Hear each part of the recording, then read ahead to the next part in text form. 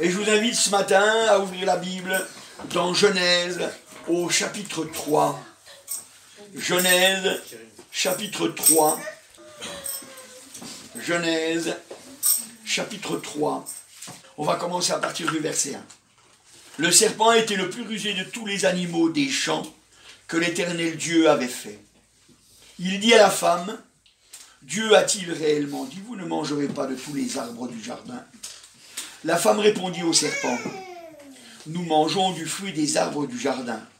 Mais quant au fruit de l'arbre qui est au milieu du jardin, Dieu a dit, vous n'en mangerez point et vous n'y toucherez point, de peur que vous ne mourriez. Alors le serpent dit à la femme, vous ne mourrez point, mais Dieu sait que le jour où vous en mangerez, vos yeux s'ouvriront, que vous serez comme Dieu, connaissant le bien et le mal. La femme vit que l'arbre était bon à manger et agréable à la vue, et qu'il était précieux pour ouvrir l'intelligence. Elle prit de son fruit et en mangea. Elle en donna aussi à son mari qui était auprès d'elle, et il en mangea. Les yeux de l'un et de l'autre s'ouvrirent, ils connurent qu'ils étaient nus, et ayant cousu des feuilles de figuier, ils s'en firent des ceintures. Alors ils entendirent la voix de l'Éternel Dieu, qui parcourait le jardin vers le soir, et l'homme et sa femme se cachèrent loin de la face de l'Éternel Dieu, au milieu des arbres du jardin. Mais l'Éternel Dieu appela l'homme et lui dit, « Où es-tu » Il répondit, « J'ai entendu ta voix dans le jardin, et j'ai eu peur parce que je suis nu, et je me suis caché. » Et l'Éternel Dieu dit, « Qui t'a appris que tu es nu? Est-ce que tu as mangé de l'arbre dont je t'avais défendu de manger ?» Amen. On s'arrêtera là. Voilà, gloire au Seigneur. Vous pourrez lire la suite à la maison, vous verrez. C'est très intéressant. Alléluia. Mais moi, je vais m'arrêter juste là. Voilà. Et on voit donc une histoire formidable. Eh bien, parce que c'est une histoire qui nous apprend beaucoup de choses. Tout ce qui a été écrit, ça a été écrit pour nous, qui sommes parvenus à la fin des temps. Et dans ce passage-là, eh bien, on s'aperçoit que l'homme et la femme, qui étaient dans le jardin d'Éden, c'est-à-dire dans le jardin du plaisir, ils étaient très heureux. Ils étaient très heureux. Et puis, voilà que ils ont péché. Voilà qu'ils ont péché. Alors, c'est vrai, hein, j'aurais pu tout lire la suite pour voir tout ce qui est arrivé par la suite, mais là, dans un premier temps, on s'arrête là, parce qu'on veut regarder un peu comment les choses, elles se sont passées, et pourquoi cette chose-là est arrivée. Alors je dirais, la première des choses que je dirais, eh bien, Adam et Ève, avant le péché, c'était des hommes bénis. Hein, Adam et Ève, ils étaient bénis. Ils étaient bénis. Ils avaient toute la gloire de Dieu. Ils avaient toutes les bénédictions que Dieu pouvait fournir. Alors ça nous apprend une chose. C'est que quand on est béni, c'est quelque chose de formidable, mais on est en danger. Quand on est béni, on est en danger. Ça veut dire qu'on doit faire attention. Vous savez, Dieu veut vous bénir. Dieu veut vous faire réussir. Mais il y a l'ennemi de notre âme, le diable. Lui, il veut qu'on perde tout. Il veut qu'on perde tout. Et quand il nous voit bénis, alors ça l'énerve. Ça l'excite. Parce que lui, avant, il était dans la gloire. Il avait tout. Il avait tout. C'était le chef de la musique. Il avait tout. Et vous voyez, eh bien, il est tombé dans l'orgueil. Il a voulu prendre la place de Dieu. Et il a tout perdu. Et nous, il nous voit, on n'est que de la poussière. On n'est que de la poussière. Lui, c'est une flamme de feu. Nous, on n'est que de la poussière. Et malgré tout, eh bien, on est béni. Et ça, il n'arrive pas à le supporter. Il n'arrive pas à le supporter. Il voudrait nous perdre. Il voudrait nous perdre. Et c'est ce qu'il a fait. C'est ce qu'il a fait avec nos parents. Hein, c'est nos arrière, je ne sais pas combien de fois, mais parents. Hein, c'est arrière, petit point, petit point, petit point. arrière-parents. C'est eux, Adam et Ève. Et ils sont tombés dans le piège. Ils sont tombés dans le piège du diable. Alors, ça, c'est la première conséquence. C'est-à-dire que, quand on est béni, eh ben c'est là qu'on peut chuter le plus facilement. Parce qu'on aurait tendance à croire que ça ne peut pas nous arriver. Adam et Ève, ils ne savaient pas ce que c'était le péché. Ils n'avaient jamais péché avant. Ils ne savaient pas ce que c'était. Alors, pour eux, c'était encore un plus grand piège. Parce que ils n'avaient rien pour comparer. Nous, on a eu notre vie. On a eu notre vie. On a vu comment le malheur pouvait nous atteindre. On a vu comment dans ce monde, eh bien, on n'est pas heureux. J'ai pas dit qu'on n'avait pas des joies. On a des joies dans ce monde. Mais on n'est pas heureux. Ce monde ne nous donne pas le bonheur. Ce monde ne nous donne pas le bonheur. Il arrive juste à nous donner des joies. Et nous, on doit prendre conscience de ces choses-là. Si on veut être des vainqueurs, on doit prendre conscience de ces choses-là. La bénédiction, il faut la garder. La bénédiction, il faut la garder. Et la seule façon de la garder, eh bien, c'est de rester dans la présence du Seigneur. Rester dans la présence de Jésus, alléluia. C'est le seul moyen. C'est le seul moyen. Ensuite, ce qu'on voit, au verset 10, il est marqué, donc l'homme répondit, j'ai entendu, enfin il est marqué, il répondit, donc c'est l'homme qui répondit, j'ai entendu ta voix dans le jardin, donc Dieu qui parle à l'homme, et il dit, j'ai eu peur, parce que je suis nu, et je me suis caché. J'ai eu peur. Dieu, il parle à l'homme pécheur. Vous savez, Dieu, il parle à tout le monde.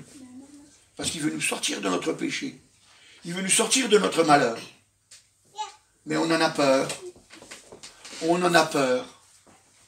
Et comme on en a peur, eh ben on se cache. On s'éloigne de la présence du Seigneur.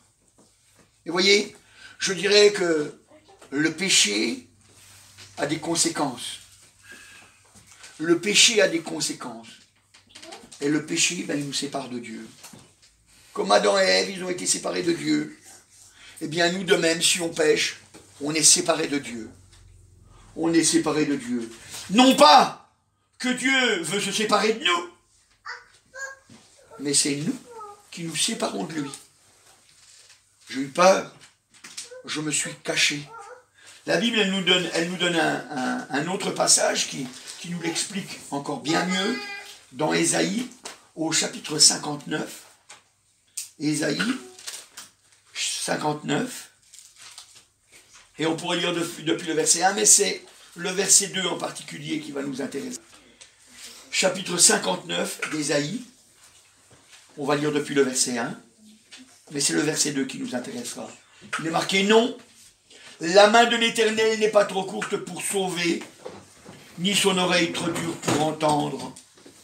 Mais ce sont vos crimes qui mettent une séparation entre vous et votre Dieu. Ce sont vos péchés qui vous cachent sa face et l'empêchent de vous écouter. Vous voyez, il y a une séparation qui se met, nos crimes, parce que nos péchés, ce sont des crimes. Hein, nos crimes, ça produit une séparation.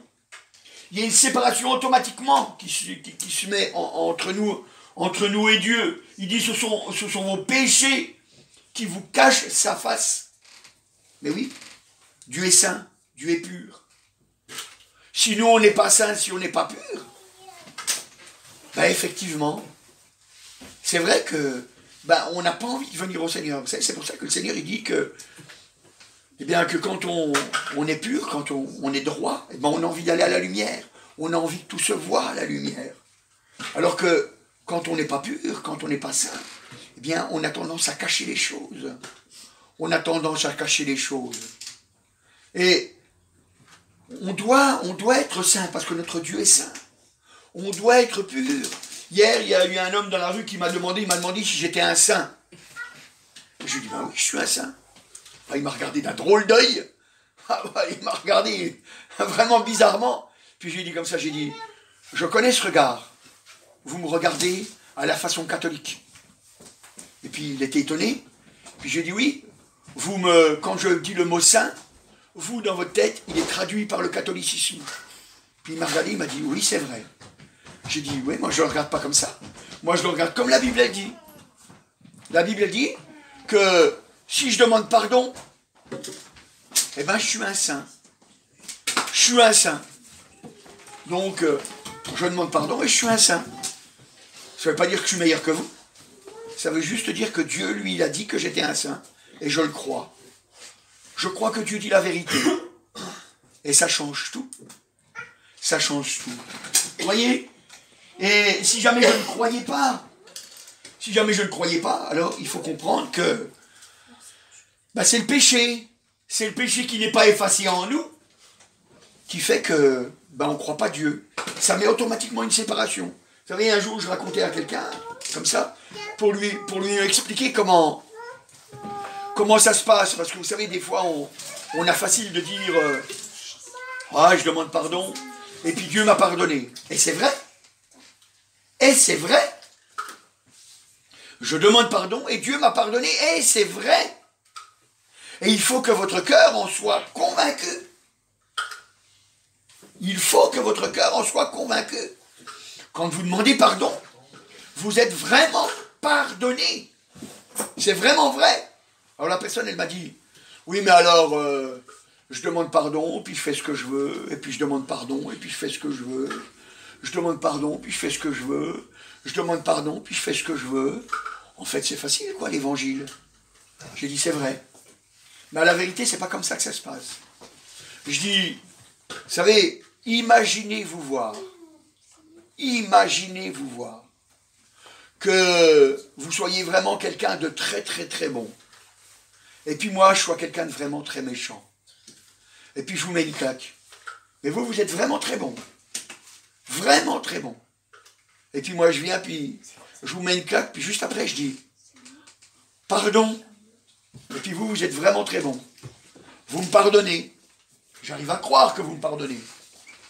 Et puis juste après avoir demandé pardon, et puis je sais que vous m'avez pardonné, parce que vous me l'avez dit, vous m'avez dit, je te pardonne. Et ben je vous mets un coup de pied. Puis je dis, pardon. Et puis vous me dites, je te pardonne. Et puis après avoir mis un coup de pied, et ben je vous remets une gifle. Puis je dis, pardon. Et puis vous êtes vraiment très bon, alors vous me dites, je te pardonne. Et puis je vous mets un coup de boule. Et puis je dis, pardon. Et puis vous me dites, je te pardonne. Et puis je vous pince. Puis je dis, pardon. Et puis vous me dites, je te pardonne. Franchement, vous croyez qu'à un moment donné, je vais vous croire? Je vous croirai même plus. Vous me direz que vous me pardonnez, mais j'arriverai même plus à vous croire. Parce que mon cœur, il me dira tout le temps, c'est pas possible. Il ne peut pas te pardonner comme ça. Parce que toi, comme tu es méchant, tu ne pardonnerais pas avec tout le mal qu'on te ferait. Et si jamais nous, on joue avec le cœur de Dieu, donc c'est-à-dire que si jamais on joue, nous, avec notre conscience, c'est-à-dire que si jamais on fait des péchés, et puis qu'on demande pardon, et puis qu'on recommence aussitôt, et puis qu'on demande pardon, et puis qu'on recommence, et puis qu'on demande pardon, et puis qu'on recommence, ça durera un temps. Après, notre cœur, il arrivera même plus à croire Dieu. Il y a une séparation automatique qui va se faire. C'est automatique. Il y a une séparation qui va se faire. C'est pas que Dieu nous pardonne plus. C'est qu'on n'arrive plus à le croire. On n'arrive plus à le croire. Et on reste dans un état de péché. Et Dieu, il ne peut plus nous pardonner. Parce qu'on ne lui demande plus pardon. On n'arrive plus à y croire. Et vous savez, il y avait... je vous le présenterai un jour, c'est le pasteur de Châlons. Son oncle, c'était un chrétien. Et puis en 1948, donc après la guerre, il y a eu Jérusalem, enfin il y a eu Israël, qui a été reconnu comme État indépendant. Et comme il était chrétien en 1948, Alors il a dit à toute sa famille, il a dit, c'est la parole de Dieu qui est en train de s'accomplir. C'est la parole de Dieu qui est en train de s'accomplir. Le Seigneur revient. Le Seigneur revient. Il a demandé pardon. Oh Seigneur, pardon, j'ai mal marché. Pardon Seigneur, j'ai mal marché. Et puis le Seigneur l'a pardonné. Et puis à ce moment-là, ça a été un homme vraiment courageux. Il a commencé même à parler autour de lui, à sa famille, à ceux qui connaissaient. Il parlait du Seigneur, il disait, le Seigneur revient. Le Seigneur revient. Ça c'était en 48. 49 est arrivé, le Seigneur n'est pas revenu. 50 est arrivé, le Seigneur n'est pas revenu. Et 60 est arrivé, le Seigneur n'est toujours pas revenu. Et ça a commencé à se refroidir dans son cœur. C'est pas qu'il ne croyait pas en Dieu. Adam et Ève, quand ils ont eu le péché, ils croyaient toujours en Dieu. Ils croyaient toujours en Dieu. Et lui, c'est pareil, il croyait toujours en Dieu. Mais il s'est refroidi. Et puis en 67, en mai 67, si ma mémoire ne me fait pas défaut, Israël a reconquis Jérusalem. 1967. Alors à ce moment, il a dit, oh, mais la parole de Dieu est en train de s'accomplir.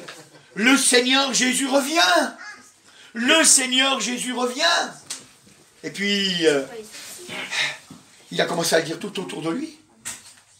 Et puis, les gens, ça ne les bougeait pas trop, hein, parce qu'il l'avait déjà vu agir. Mais lui, il a continué, il a continué. Il a continué. Puis, 70 est arrivé. 74, vous savez, c'est quand 72, c'est quand il y avait Stone et Chardin qui chantaient pour la fin du monde, prends ta valise, et puis que les témoins de Jéhovah ont fait construire un château, là, une maison, parce qu'ils disaient que Jésus allait revenir dedans. Et puis les gens, ils ont commencé à croire ça, hein, parce que les gens, ils sont prêts à croire n'importe quelle bêtise. Et puis, c'était proche, hein, donc le Seigneur arrivait, hein, c'était sûr, puis le Seigneur, il n'est pas revenu. Et puis, il s'est refroidi encore. Puis les années sont passées. Et puis, il arrivait à un moment donné, dans les années 80, il était déjà bien âgé. Il a senti qu'il était au bout, il était au bout, il était malade, tout ça, etc. Et puis, il a commencé à dire, j'ai pas bien marché, il faut que je demande pardon au Seigneur. Alors il était à genoux, puis il disait, Seigneur, je te demande pardon pour mes péchés. Je te demande pardon pour mes péchés. Et il pleurait, oh Seigneur, pardon pour mes péchés. Pardon pour mes péchés. Et puis chaque jour, il disait, pardon pour mes péchés. Pardon, Seigneur, pour mes péchés. Et puis il n'arrivait même plus à avoir la foi que Dieu le pardonnait. Pourtant Dieu disait, je te pardonne. Mais pardon, Seigneur. Il n'arrivait plus, parce qu'il est joué avec son âme. Parce que vous savez, quand on joue avec notre âme, à un moment donné, notre cœur, il s'endurcit. Notre cœur, il s'endurcit, on n'arrive plus à croire. On n'arrive plus à croire. Vous savez, le péché, c'est pas un jeu. Le péché, c'est pas un jeu. C'est une vraie lutte. C'est un vrai combat. Ça veut dire que c'est déjà à l'intérieur de nous qu'on doit dire non. On doit dire non. On doit dire non, je ne le fais pas. J'étais avec un gars, je travaillais avec un gars, et puis on était au boulot, et puis on est passé près d'une affiche, une grande affiche, hein, vous savez, 4x3, et puis sur cette affiche, il y avait une femme qui vendait je sais pas quoi, mais en tout cas, elle n'était pas beaucoup habillée. Et puis j'ai tourné la tête pour pas regarder dans cette direction, et puis j'ai avancé. Et puis celui qui était à côté de moi, il l'a vu. Et puis il m'a dit comme ça, il a dit, ah tu vois, eh ben t'as même pas la force de pouvoir regarder cette affiche. Et puis sur le moment, j'ai pas su quoi lui dire. Franchement, sur le moment, j'ai pas su quoi lui dire. C'était vrai. Je savais qu'il fallait pas que je regarde l'affiche, parce que je sais que ça amène des mauvaises pensées. Alors j'ai préféré tourner les regards ailleurs. Et puis j'ai fait ça. Et puis je l'ai dit au Seigneur. Parce que moi, vous savez, je dis tout au Seigneur. Puis le Seigneur, il m'a dit, quand on est vivant et puis qu'on nous pique avec une aiguille, ben on a mal. Mais quand on est mort et puis qu'on nous pique avec une aiguille, on sent rien. On peut même lui couper la peau, on ne le sent toujours pas. Mais quand on est vivant, on n'a pas envie. Et vous savez, c'est pareil. Quand on est vivant, ça veut dire que quand on est avec Jésus, on a envie de fuir le péché. Et si jamais ton cœur n'a pas envie de fuir le péché, ça veut dire que tu dois te rapprocher plus près du Seigneur. Parce qu'un gouffre est en train de se faire dans ton cœur. Un gouffre est en train de se faire dans ton cœur. Et si jamais tu laisses ce gouffre se faire, eh bien tu vas te cacher loin de la présence du Seigneur. Et ça, faut pas que tu laisses faire. Faut pas que tu laisses faire. Parce que vous savez, il y a des conséquences. Le péché a toujours des conséquences. Alors hier aussi on m'a dit, parce que vous voyez, on me parle dans la rue, hein. Hier on m'a dit, mais qu'est-ce que c'est que péché? Qu'est-ce que c'est que le péché? Alors j'ai dit, vous savez, le péché? Alors, parce que donc on doit dire des choses aux gens. Alors je leur ai dit, le péché, c'est rater le but. On a raté le but. C'est, Dieu, lui, veut nous emmener dans le ciel, et puis ce qu'on a fait, eh ben, ça nous a conduit sur un autre chemin. On a raté le but. On n'est plus dans la bonne direction. C'est ça le péché. Alors, moi je me suis arrêté là avec cette personne. C'est pas que ça le péché. C'est pas que ça le péché. Parce que le péché, on sait que c'est la désobéissance. Mais il n'aurait pas compris. Donc je lui ai montré que c'était rater le but. Parce que c'est quand même vrai. C'est quand même vrai, c'est rater le but. C'est quand même rater le but. Et la Bible, elle nous dit dans 1 Jean, au chapitre 3, 1 Jean, chapitre 3, donc c'est vers la fin de la Bible, 1 Jean, chapitre 3, voilà, 1 Jean, au chapitre 3 et au verset 4, 1 Jean, chapitre 3 et au verset 4. Le verset 4, il est marqué « Quiconque pratique le péché transgresse la loi, et le péché est la transgression de la loi. » Et le péché est la transgression de la loi. Le péché est la transgression de la loi. Alors, vous savez, quand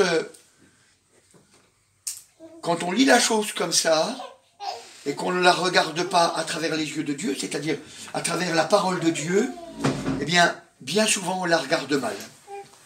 Et comme on regarde, on dit, t'as pas le droit de faire ça, t'as pas le droit de faire ça, t'as pas le droit de faire ça, t'as pas le droit de faire ça, ça c'est interdit, et puis ça t'as pas le droit, et puis voilà, puis même les deux mains peuvent être bien prises, et puis encore, on peut encore rajouter les doigts de pied pour augmenter encore le nombre, et puis on a le droit de rien, et puis la vie chrétienne, elle devient pénible. Elle devient pénible, parce qu'on a plein de lois, et puis on doit en faire attention de désobéir à aucune, d'en transgresser aucune, et puis ça devient lourd, et c'est un fardeau, et puis on ne sait plus comment faire.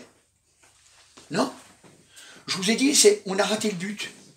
Hein, c'est quelqu'un qui aurait tiré sur la flèche, avec sa flèche, et puis il aurait tapé dans la cible d'à côté, au lieu de tirer dans la bonne cible. On a raté.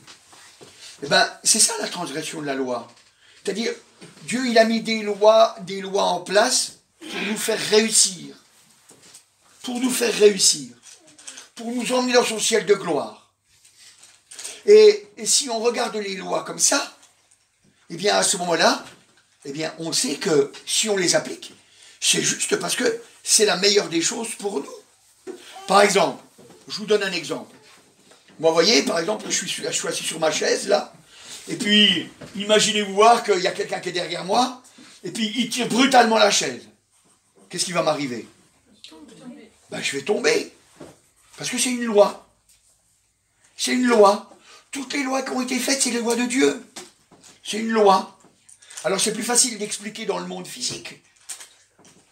Parce que c'est une loi.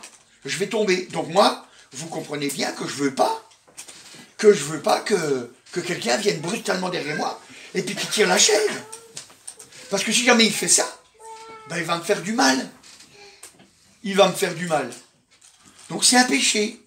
Parce qu'il va me faire du mal. C'est pas parce qu'il a tiré la chaise. Tirer la chaise en soi, c'est rien du tout. Tirer la chaise en soi, c'est rien. Mais c'est de le faire brutalement pendant que je suis assis dessus. Et ça va me faire tomber. Donc c'est un péché. C'est un péché. Donc là, ben, ça ne va pas aller. Ben, vous voyez, c'est exactement pareil. La transgression, c'est quand on offense Dieu. On offense Dieu, c'est-à-dire on lui dit, ta loi, ben, je m'en moque, parce que je vais quand même faire ce que je veux. Je vais quand même faire ce que je veux. Vous voyez? Vous voyez, c'est comme nous, on aime nos enfants. Moi, vous voyez, par exemple, chez nous, hein, c'est un choix qu'on a fait depuis tout jeune. On a dit à nos enfants, vous ne touchez pas les prises électriques. Vous ne touchez pas les prises électriques. Et puis nous, tout notre entourage, ils nous ont dit, t'as pas à te casser la tête, t'achètes un protège-prise. J'ai dit, je n'achète pas de protège-prise, j'empêche mes enfants d'aller aux prises. Parce qu'il faut qu'ils soient conscients, mes enfants, qu'il ne faut pas toucher la prise. Parce que s'ils touchent la prise, ils peuvent mourir. Ils peuvent mourir. Alors il a fallu que quand je voyais mes enfants aller aux prises, j'ai non, non, tu ne vas pas à la prise. C'est dangereux, tu ne peux pas y aller, tu n'as pas le droit. Et puis mes enfants, ils ne comprenaient pas. Moi, j'avais le droit de brancher des choses, et eux, ils n'avaient pas le droit. Mais il fallait qu'ils acceptent. Et je leur disais, vous êtes trop petits. Quand vous serez plus grands, vous pourrez le faire. Pour l'instant, vous ne pouvez pas. Et puis mes enfants, ils ont obéi. Et vous voyez, c'est parce que je voulais juste les faire réussir. Avec nous, le Seigneur, il fait exactement pareil. Les lois qu'il a mis dans ce monde, c'est pas pour nous commander. Parce qu'il est tout puissant. Il aurait très bien pu nous forcer. Et puis on aurait été obligé d'obéir. Comme des robots. On n'aurait pas eu le choix. Mais lui, il veut qu'on soit libre. Ça veut dire qu'il veut qu'on utilise notre tête. Et puis qu'on dise, si Dieu il a mis ça, c'est pour que nous puissions aller au ciel. C'est pour empêcher qu'on tombe dans les pièges. C'est très important, vous savez, parce que de la façon dont on va regarder les choses, eh bien, ça va nous perdre. Si on revient dans Genèse au chapitre 3, Genèse au chapitre 3, et qu'on regarde au verset 4.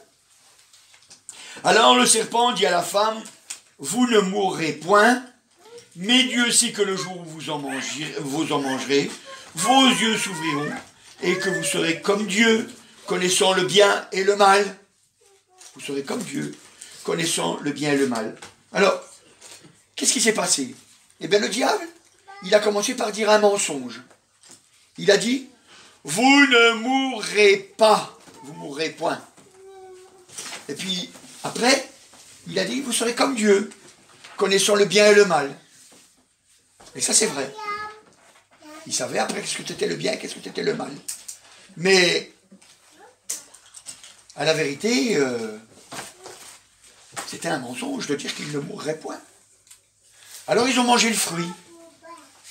Et quand ils ont mangé le fruit de la connaissance du bien et du mal, alors qu'est-ce qui s'est passé? Eh bien, ils ne sont pas morts. Ils ne sont pas morts. Pourtant, Dieu avait dit, si jamais vous en mangez, vous mourrez. Et eux, ils ne sont pas morts. Est-ce que Dieu avait menti? Non. Dieu n'avait pas menti. Parce que spirituellement, ils étaient morts. Leur âme, eh bien, hop, il y avait une séparation qui s'était faite. Ils avaient peur, maintenant ils avaient peur de Dieu, ils se cachaient. Ils se cachaient de Dieu. La mort était bien là. La mort était bien là. Mais eux, avec leur tête, eh bien, en tout cas, le passage ne nous montre pas qu'ils ont demandé pardon, parce qu'ils ne voyaient pas la mort. Donc à leurs yeux, Dieu mentait. Il leur avait interdit, mais ils ne sont pas morts. Ils ne sont pas morts. Et comme ils ne sont pas morts, ben, c'était difficile de revenir, fallait croire. Fallait croire. Et vous savez, Dieu, il veut qu'on croie que le péché, eh ben, il produit une séparation dans notre cœur. Il nous cache de sa face. Même que Dieu nous parle. Parce que la Bible dit que Dieu parle sans cesse. Dieu parle tantôt d'une façon, tantôt d'une autre. Et on n'y prend point garde. Et on n'y prend point garde. Dieu nous parle tout le temps.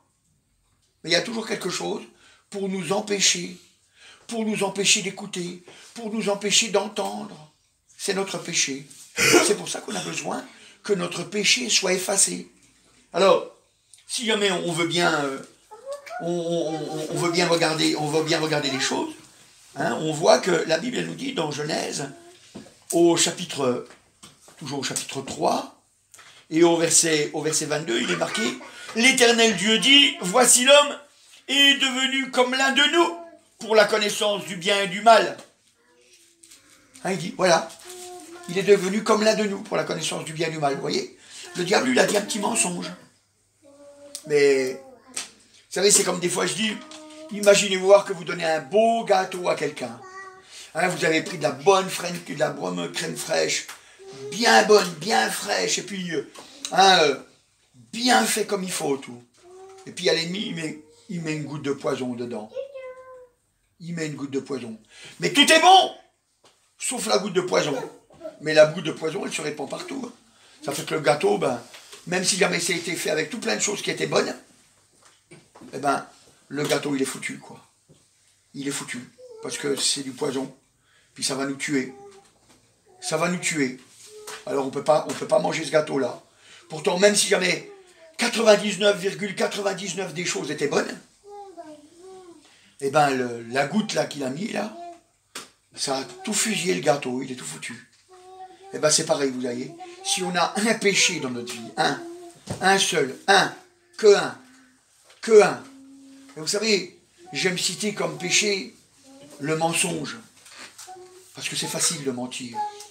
Et ça ne se voit pas. Parce qu'on peut mentir et puis que ça ne se voit pas. Mais un péché dans notre vie, qui n'a pas été amené auprès du Seigneur. On ne rentrera pas dans le ciel. Même pour un seul, on ne rentrera pas dans le ciel. On aura raté le but. Parce qu'on n'aura pas cru qu'il y avait une séparation entre Dieu et nous. On n'aura pas cru que notre cœur était caché de la présence du Seigneur. Vous voyez, Adam et Ève, ils ont parlé au Seigneur. Ils ont parlé au Seigneur. Mais c'est pas parce qu'ils ont parlé au Seigneur qu'ils étaient sauvés. Tout le monde peut parler au Seigneur. Vous savez, la Bible, elle nous montre même le démon, le diable, qui s'adresse à Dieu. Alors on le voit à plusieurs endroits. On le voit dans Job. Quand il demande au Seigneur, il dit comme ça, il dit, touche ta main. Enfin, enlève ta main. Enlève ta main. Et je suis sûr qu'il te maudit en face. Donc il demande à être exaucé. Enlève ta main, Seigneur. Seigneur l'exauce, il enlèvera ta main. On voit quand le démon, il s'adresse, enfin, le démon, il s'adresse hein, quand, dans celui qui était possédé d'une légion, hein, à Génézareth, et puis que les cochons, ils sont allés se jeter dans l'eau. Eh bien, le démon, il s'adressait à Jésus. Il a dit, ne nous envoie pas dans l'abîme. Permets que nous allions dans les cochons. Et il a été exaucé. Le démon aussi a été exaucé. Le démon aussi a été exaucé. Et pourtant, il n'était pas sauvé. Pourtant, il n'était pas sauvé. Voyez, on doit regarder les choses avec vérité. On doit regarder les choses avec vérité. À la vérité, nos péchés doivent être effacés. Nos péchés doivent être effacés. Vous savez, j'ai fait beaucoup d'expériences là-dessus. Moi, je me souviens, il y a eu des fois, j'ai eu des péchés, je n'arrivais pas à les enlever. Et j'ai lutté pourtant. Hein. Et le problème, c'est que c'est moi qui prenais le fardeau. Je faisais des efforts de moi-même. Parce que je voulais être libéré de mon péché. Alors je faisais des efforts de moi-même. Et parce que je faisais des efforts de moi-même, j'arrivais pas à m'en sortir. J'arrivais pas à être libéré. Et ça devenait très dur, ça devenait un fardeau. J'arrivais pas à le porter. Pourtant, j'aimais le Seigneur. Mais j'arrivais pas à être libéré de mon péché. Et puis un jour, eh bien, j'ai vu dans la parole de Dieu qui était marqué « Si ce n'est Dieu qui bâtit la maison, celui qui bâtit, bâtit en vain. » Et j'ai compris. J'ai compris parce que je suis le temple du Saint-Esprit, comme vous aussi. Nous sommes le temple du Saint-Esprit. J'ai compris que si ce n'était pas Dieu qui me bâtissait, si ce n'était pas Dieu qui me faisait grandir, tous mes efforts, m'éloignerait même de Dieu. Alors j'ai compris qu'il fallait que je vienne au Seigneur. Et vous savez, je suis venu auprès du Seigneur. Et je vous invite à faire pareil si vous voyez que vous avez des choses auxquelles vous n'arrivez pas à vous débarrasser. Je suis venu auprès du Seigneur, alors je suis allé tout seul dans un coin. Vous savez, je conseille tout le temps aux gens d'aller tout seul dans un coin et puis de parler à voix haute. Pourquoi parler à voix haute? Parce que, vous savez, quand on parle que dans notre esprit, le problème c'est qu'à un moment donné, on n'arrive plus à discerner si jamais on est en train de se parler à soi-même ou si véritablement l'Esprit de Dieu nous parle. Mais si on se met à parler à voix haute, au moins on sait au moins ce qu'on a dit. On sait au moins ce qu'on a dit. Et puis je lui ai dit, voilà Seigneur, voilà mon péché, et je l'aime Seigneur. Et pour preuve je l'aime, c'est qu'à chaque fois qu'il se représente devant moi, eh bien, je finis toujours par retomber dedans. Il est vrai Seigneur, que j'ai fait des efforts pour ne pas tomber dedans, mais je retombe systématiquement dedans.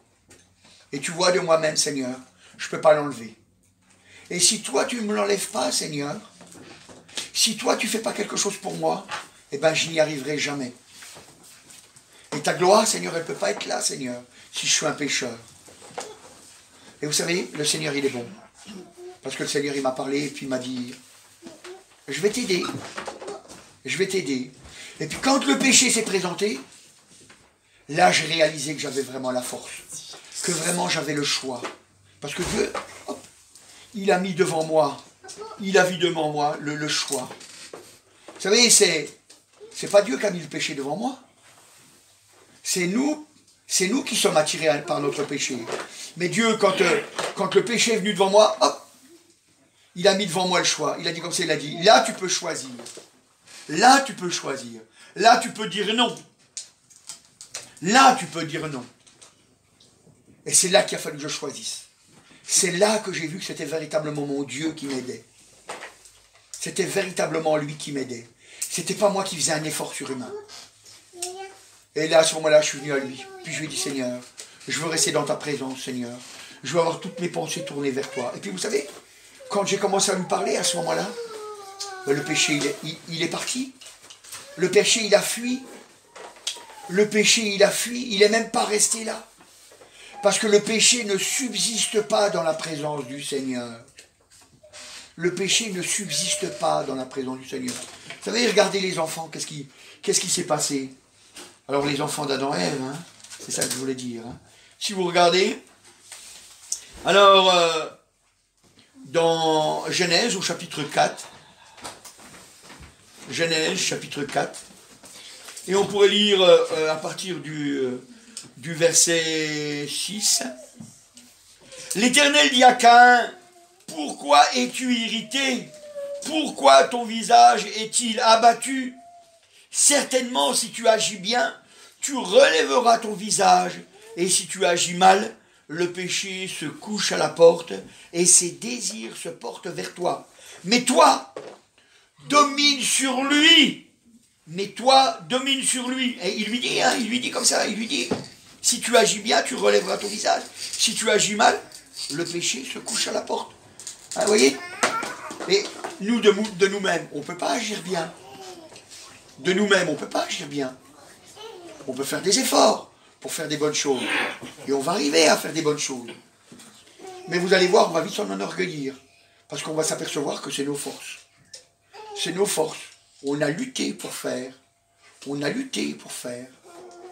Mais si on vient auprès du Seigneur, on lui dit, Seigneur, c'est ton nom qui est glorifié, Seigneur.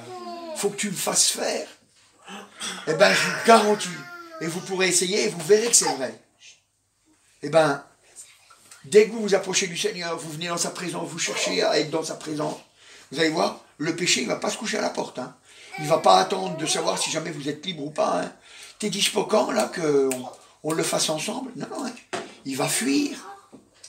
Il va fuir, le péché va fuir. Parce qu'il ne peut pas rester dans la présence de Dieu. Il ne peut pas rester dans la présence de Dieu. C'est pour ça qu'il dit, ben oui, hein, si tu agis mal, le péché, il se couche à la porte. Et nous, tant qu'on agit mal, parce que c'est nos forces, eh ben le péché, il est là. Alors c'est pour ça que ça devient difficile. Et c'est pour ça que c'est un combat sans cesse. On dit, mais je comprends pas quand est-ce que ça terminera. Je suis tout le temps en train de me battre pour rien. J'arrive pas à me battre pour construire. Je suis tout le temps en train de me battre sur mes anciens péchés, sur ce qui ne va pas dans ma vie. Une lutte qui me décourage. Vous savez, la Bible elle dit, nous marcherons sur toute la puissance de l'ennemi et rien ne pourra nous nuire. Rien ne pourra nous nuire. Et si jamais ça nous nuit, c'est pas parce que Dieu a menti, c'est parce que nous ne regardons pas la loi de Dieu avec justesse. Nous ne regardons pas comment faire pour marcher avec justesse avec Dieu. Et nous nous éloignons de lui. Il y a un fossé, un espace, un gouffre, ce que vous voulez, le nom que vous voudrez pour dire qu'il y a une séparation. Parce qu'il y a le péché. C'est pour ça que je dis, il faut venir au Seigneur, alléluia. Vous savez, un jour, j'étais à Besançon et puis mon cœur souffrait parce que je ne marchais pas selon le Seigneur, quoi. Et puis je le voyais bien. Puis vous savez, des fois, on a des drôles d'idées, hein, vous savez. On a des drôles d'idées. Et puis, alors, je croyais que j'étais juste. Enfin, c'est moi. Hein. C'est moi, je croyais que j'étais juste dans cette façon de penser. Je me disais, je suis un trop grand pécheur. Alors, je ne vais pas prendre la Sainte Seine. J'étais baptisé, hein. Et je ne voulais pas prendre la Sainte Seine. Je me suis dit, je ne vais pas prendre la Sainte Seine. Parce que je suis un trop grand pécheur. Je ne le mérite pas. Et puis, le serviteur de Dieu, dans son message, il a dit la même chose que ça. Il a dit comme ça, il a dit, n'écoutez pas le diable qui vous dit, ne prenez pas la Sainte Seine. Le Seigneur, il dit, prenez-en tous. Donc ça veut dire que tu dois demander pardon pour tes péchés avant. Si tu as un doute, tu demandes pardon, il est fidèle et juste pour te pardonner. Et puis tu es pur. Tu es pur. Et puis en l'apprenant, tu te souviens. Tu te souviens que Jésus revient. Tu te souviens que nous sommes qu'un corps et que nous luttons les uns pour les autres. Vous savez, ça a parlé dans mon cœur. Ça a parlé dans mon cœur. Parce que ça m'a fait comprendre. Ça m'a fait comprendre que j'étais pas là pour avoir des combats de rien du tout. Que je devais combattre pour l'Église. J'avais besoin de combattre pour l'Église. J'avais pas besoin de combattre pour moi. Moi, il suffisait simplement que je me présente dans la présence de Dieu, que je cherche sa présence de tout mon cœur, de toute mon âme, de toute ma force. Et que je lui confesse mon péché, et puis que lui, il est fidèle et juste, et qu'il me transforme, qu'il me rend vainqueur. Et puis là, je peux m'occuper de l'œuvre de Dieu. Je peux prier pour mon frère, pour ma soeur qui est dans l'église, que Dieu m'a montré qu'il avait des difficultés, qu'il avait besoin peut-être que je prie avec lui. Vous savez, moi, à mes enfants, vous pourrez leur demander. Hein. Je disais ça à mes enfants, je leur ai dit, est-ce que tu as dit à ton frère, est-ce que tu as dit à ta soeur, aujourd'hui tu as prié mon frère? Non, tu n'as pas prié ma soeur? Viens, on prie ensemble. Tu as prié mon frère, tu as prié ma soeur? Non, ben viens, on le fait. Tu as lu ta Bible mon frère? Tu as lu ta Bible ma soeur? Tu l'as pas fait? Viens, on la lit ensemble. Et c'est vrai, j'encourage mes enfants à faire ça, je les ai toujours encouragés à faire ça. Parce que c'est vrai, à ce moment-là, vous savez, c'est plus un combat vain. Oh Seigneur, j'arrive pas à me sortir de mon péché, j'arrive pas. Oh. Mais le diable, il rigole. Il se moque de nous. On devrait lui marcher dessus. Vous marcherez sur toute la puissance de l'ennemi. Et puis nous, on est encore en train de se lamenter.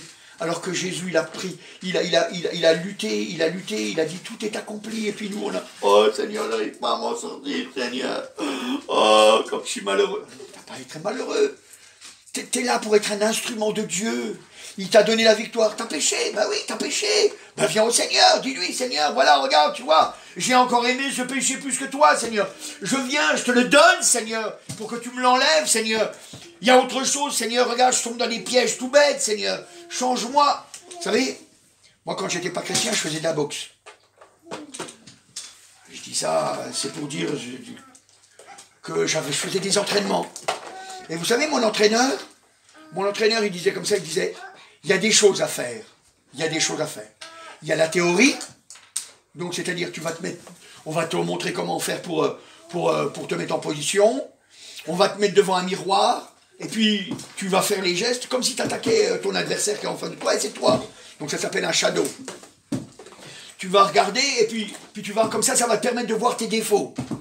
Parce que tu regardes dans ton adversaire et puis tu vas t'apercevoir qu'est-ce qui se passe quand tu lèves, quand tu veux faire un uppercut ou quand tu veux faire un crochet, qu'est-ce qui se passe, etc. Ça, c'est la théorie. Donc on voit ce qui se passe. Mais il dit, mais le problème, c'est que il va falloir que tu passes sur le ring. Il va falloir que tu passes sur le ring. Et quand tu vas passer sur le ring, ben, tu vas avoir un adversaire. C'est pas toi qui vas te regarder. Mais lui, l'adversaire, lui, il voit tes défauts, lui. Hein. Lui, il voit tes défauts. Mais il nous mettait tout le temps quelqu'un qui était de notre niveau, quoi. Ou des fois à peine plus, mais à notre niveau. Parce qu'il fallait qu'on se complète. Il fallait qu'on se complète. Et puis, ben, ça nous permettait de comprendre parce qu'il y avait des vrais coups qui étaient donnés. Il y avait des vrais coups qui étaient donnés. Et vous voyez, c'est exactement pareil. C'est exactement pareil. Nous, Dieu, il veut qu'on soit des vrais vainqueurs. Pas des vainqueurs en théorie. Vous savez que le Seigneur, quand il était sur la terre, il n'a pas dit en théorie, je te le dis. Hein. Il a dit en vérité. En vérité, je te le dis. Parce que c'était la vérité. Il voulait qu'on soit des vainqueurs. Et tu dois être un vainqueur. Tu dois être un vainqueur. Et en étant un vainqueur, alléluia, ben tu vas voir que c'est beaucoup plus facile. C'est beaucoup plus facile. Parce que quand on est un vainqueur, alléluia, et bien à ce moment-là, on ne regarde plus les mêmes choses. On ne regarde plus les mêmes choses. Et vous voyez, je veux que vous soyez un vainqueur. Je veux que vous soyez un vainqueur. Parce que quand vous êtes un vainqueur, et bien alors à ce moment-là, vous avez l'intelligence de dire, Seigneur, pour le rester, il faut que je reste dans ta présence. Parce qu'autrement, je vais faire comme Adam et Ève. Ils étaient dans ta présence. Mais comme ils ne t'ont pas senti, parce qu'ils ne t'ont pas vu, parce que tu n'étais pas là. Tu es venu le soir. Tu es venu au soir. Et dans la journée, tes yeux étaient là. Mais ils n'ont pas eu confiance en toi. Ben moi, tu vois, il faut que j'ai confiance en toi, de me blottir auprès de toi. Vous voyez, quand on est vainqueur, on a ce désir encore de se blottir auprès du Seigneur. Et quand on a ce désir, alors on marche en vainqueur. Alléluia. Vous voyez, c'est comme le roi David. Vous savez, le roi David, il a fait des erreurs dans sa vie. Ça a été même un assassin. Mais il a été un homme selon le cœur de Dieu, la Bible nous dit. Un homme selon le cœur de Dieu. Pourquoi? C'est un homme qui est revenu. Il est revenu de son péché. Il est revenu de son péché. Parce qu'il ne voulait pas rester dans le péché. Il ne voulait pas rester dans le péché. Vous savez, quand on prend à cœur, alléluia, de nous sortir de notre péché, alors à ce moment-là, vraiment, il y a vraiment une transformation qui doit se faire, alléluia. Vous savez, il y a des fausses repentances, vous savez, comme Pharaon, on ne va pas le dire, hein, c'est dans Exode au chapitre 9, par exemple au verset 27, on voit même ailleurs, mais quand Pharaon il fait appeler Moïse et puis Aaron et leur dit, cette fois-ci j'ai péché, hein, il dit, c'est l'Éternel qui est juste, moi et mon peuple nous sommes coupables, mais il ne le pensait pas. Il ne le pensait pas. C'est-à-dire que il savait qu'il avait péché. Il le savait. Ça, c'est vrai. De dire, quand il a dit « j'ai péché », il savait que c'était vrai. Mais son cœur n'avait pas envie de changer. Son cœur n'avait pas envie de changer. Il savait que c'était un péché, il savait que c'était pour ça qu'il y avait les malédictions qui tombaient sur lui, mais il n'avait pas envie de changer. Il n'avait pas envie de changer. Et le chrétien, il doit avoir un cœur qui veut changer. La Bible, elle dit, dans le psaume 32, c'est David qui... psaume 32, regardez voir. Oui, psaume 32. Voilà, psaume 32. Et on va dire psaume 32. On va dire verset 3. Psaume 32.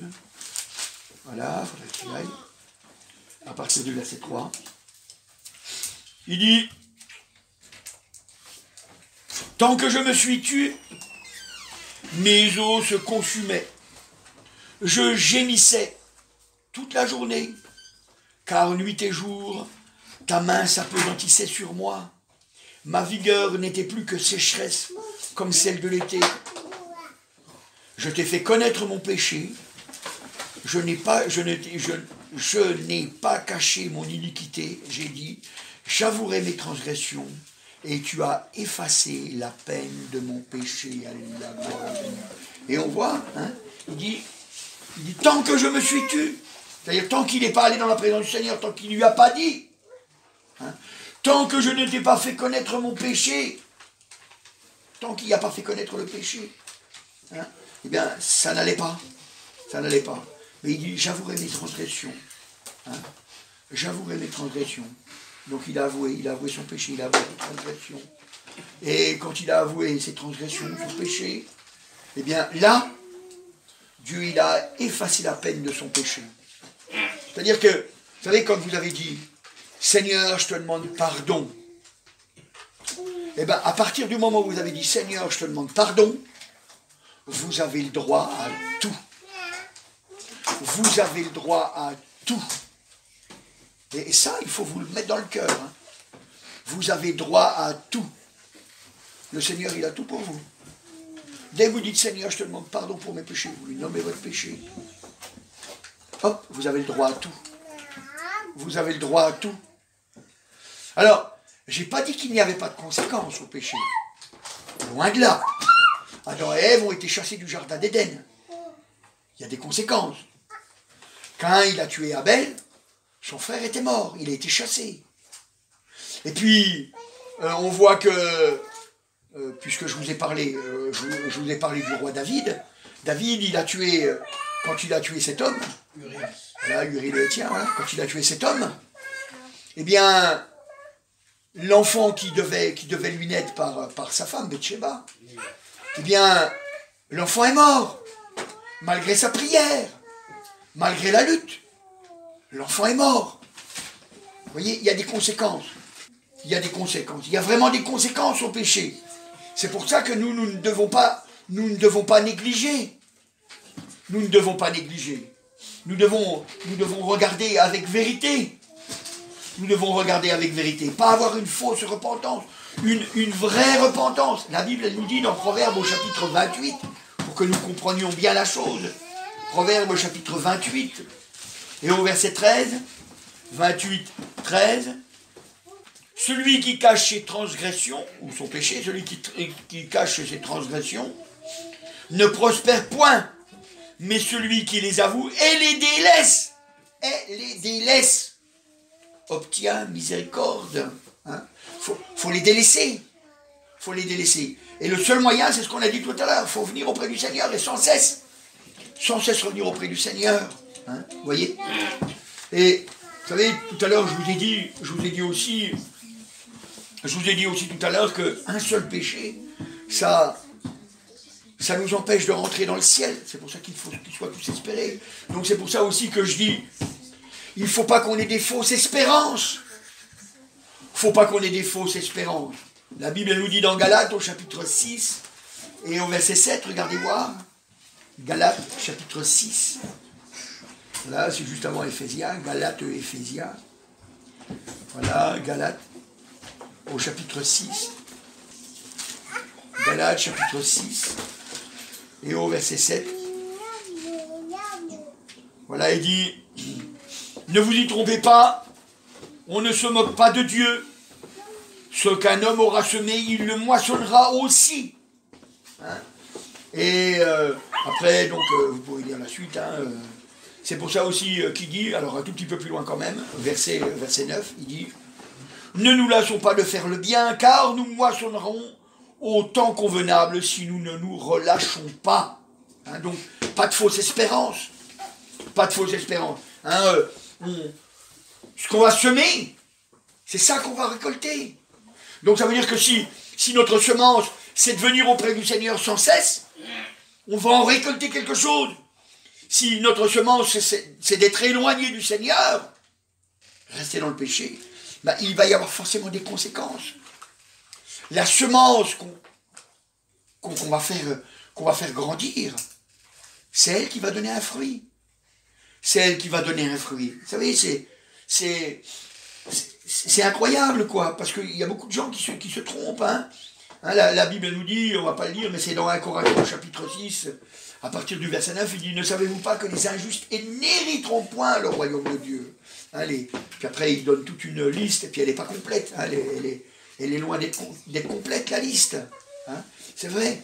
Donc, on voit que on peut avoir une fausse repentance, une fausse espérance. Vous savez, les gens, hein, ils disent souvent, Dieu est amour, Dieu est amour, Dieu est amour, Dieu est amour. Ouais, mais il y a un enfer.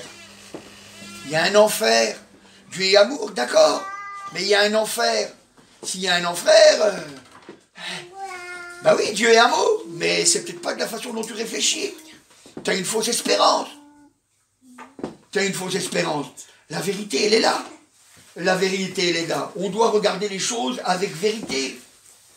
La Bible nous dit aussi dans 1 Corinthiens au chapitre 15 et au verset 33, ça on va le lire. 1 Corinthiens chapitre 15. 1 Corinthiens chapitre 15 et au verset 33. Voilà, 1 Corinthiens chapitre 15 et au verset 33, il dit « Ne vous y trompez pas, les mauvaises compagnies corrompent les bonnes mœurs. Les mauvaises compagnies corrompent les bonnes mœurs. » Ça veut dire que on peut pas tout le monde fréquenter. On est obligé de faire des choix. On est obligé de faire des choix. Vous savez, moi, comme je dis tout le temps, hein, vous savez, il y a des choses, on les remarque vite. Vous savez, vous voyez, moi je suis dans la rue, alors je suis dans la rue, on voit vite les gens. Mais vous voyez par exemple, il y a des gosses dans la rue. Je dis des gosses, mais il n'y a pas que des gosses. Hein, mais je dis des gosses. Il y a des gosses dans la rue, vous les voyez, ils sont en train de faire des choses extravagantes dans la rue. Ils parlent à voix haute, ils se moquent, ils insultent à voix haute, ils font des choses comme ça. Et vous les écoutez, ils sont toujours en train de parler de bagarre. Mais ce sont des méchants. Ce sont des méchants. Ce sont des méchants. La Bible, elle nous dit, hein, ceux qui parlent avec les doigts, tout ça, hein, qui parlent du pied, ce sont des méchants. Ce sont des méchants. Que notre cœur leur parle pour leur sauver, c'est bien. Merci Seigneur. On doit leur parler pour les sauver. Mais on doit savoir faire la part. On doit savoir faire la part. Les fréquentations qu'on a, eh bien, elles nous corrompent. Si jamais tu fréquentes des méchants, tu deviendras méchant. Si tu fréquentes des menteurs, tu deviendras menteur. Si tu fréquentes des voleurs, tu deviendras voleur. Et c'est automatique. Parce que on contamine. Vous savez, n'oubliez jamais que si jamais vous avez un beau tas de pommes pourries, et que vous en mettez une pomme bien belle au-dessus, ou au milieu, où vous voudrez être dans le tas, eh bien, je vais vous dire, à la vérité, les pommes ne deviendront pas bonnes, mais la bonne, elle deviendra pourrie. La bonne, elle deviendra pourrie. Parce que c'est comme ça que ça se passe, et pas dans l'inverse. Et vous savez, pour les chrétiens, c'est exactement pareil. Si on fréquente des mauvais gens, j'ai pas dit qu'il fallait pas leur parler, c'est pas ça. Hein. On doit leur parler. On doit leur parler du Seigneur, on doit leur montrer un exemple.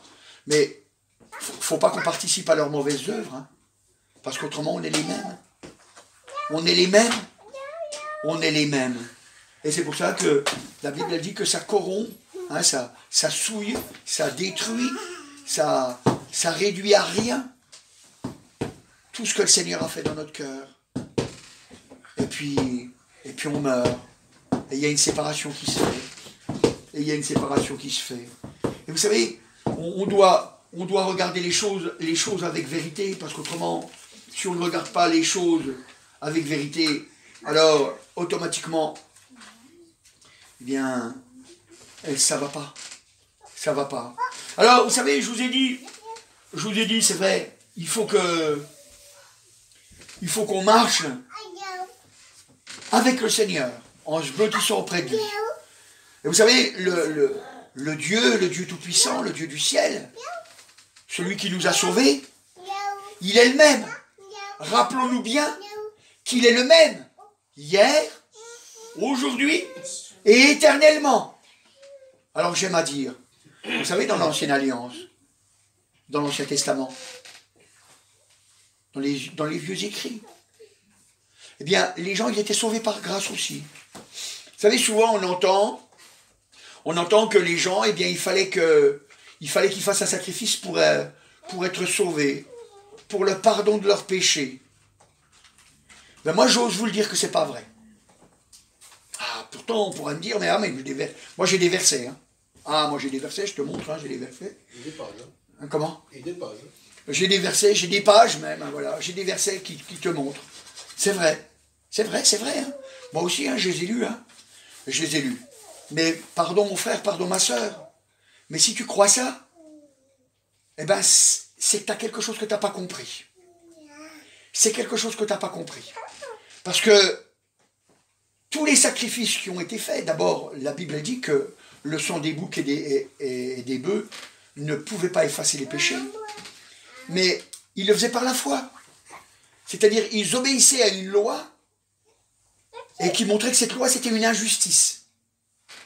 C'était une injustice. C'était une substitution. C'est-à-dire qu'ils acceptaient par la foi. Ils acceptaient par la foi qu'un jour, le Seigneur, il allait venir sur la terre. Et puis que le Seigneur, il allait payer le prix. Et c'était pour ça que par la foi, il le faisait. Et pour preuve, c'est qu'un jour, Saül, vous savez, Saül, c'était le premier roi d'Israël. Saül, un jour, il a dit à Samuel, il lui a dit, voilà, tu sais, on a mis de côté des bœufs, des chèvres et tout, les moutons, tout ça, etc., qui sont là, pour ton Dieu, quoi. Pour faire des sacrifices à Dieu. Et puis, Samuel, il lui a dit, alors on va le lire ensemble, dans 1 Samuel, et je vais vous expliquer après pourquoi je vous dis ça, dans 1 Samuel au chapitre 15,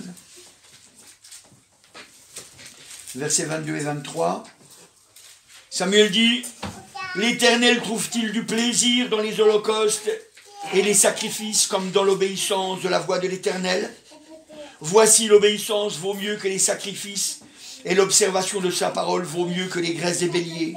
Car la désobéissance est aussi coupable que la divination, et la résistance n'est pas moins que l'idolâtrie et les téraphins. Puisque tu as rejeté, etc. Voilà. Ouais. Donc, vous voyez, il lui montre là. Il lui montre que ce n'est pas les sacrifices. Ce n'est pas les sacrifices, c'est l'obéissance. On accepte cette substitution.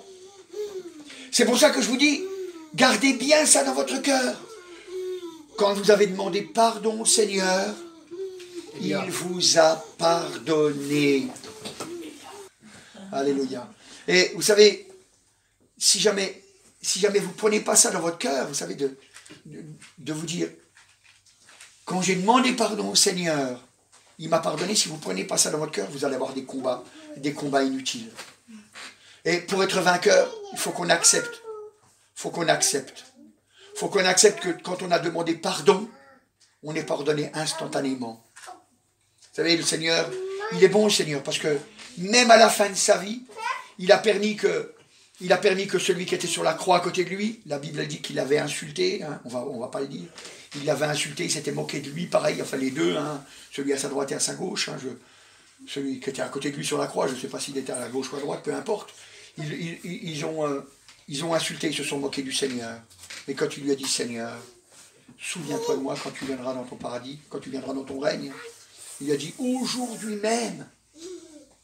Ou il n'a pas dit, ouais, après avoir passé un long temps dans la souffrance et tout, ouais, de toute façon, tu t'es pas assez repenti, vas-y, demande-moi pardon plusieurs fois, je suis désolé, mais de toute façon, maintenant, tu peux plus te mettre à genoux, tu peux plus crier, tout ça, si tu peux crier, mais tu peux plus te mettre à genoux, donc c'est trop tard, je te pardonne pas. Non, il n'y a pas eu tout ça. Hein. Il n'y a pas eu toutes ces choses-là, non, il a dit, aujourd'hui même, tu seras avec moi dans le paradis. Alors, il n'a pas dit, je te pardonne, mais quand il lui dit aujourd'hui même, ça sous-entend, je te pardonne. Ça sous-entend, t'es pardonné. Ça sous-entend, t'es pardonné. Et vous savez, si on veut faire des progrès avec le Seigneur, si on veut être des vainqueurs, il faut qu'on accepte qu'on a un Dieu qui nous pardonne instantanément quand on lui demande. Et vous verrez, alléluia, eh ben, on est heureux. Parce qu'on voit véritablement que Dieu nous fait réussir son œuvre. Et on est heureux de réussir avec lui. Alléluia. Et ce matin, c'est ce que je veux pour toi. Amen. Merci Seigneur. Je te remercie Seigneur. C'est vrai que tu as payé le prix Seigneur. Tu n'as pas hésité Seigneur. Alléluia. Tu as payé le prix Seigneur. Alléluia. Seigneur, c'est vrai, tu n'as pas regardé Seigneur à toute la méchanceté.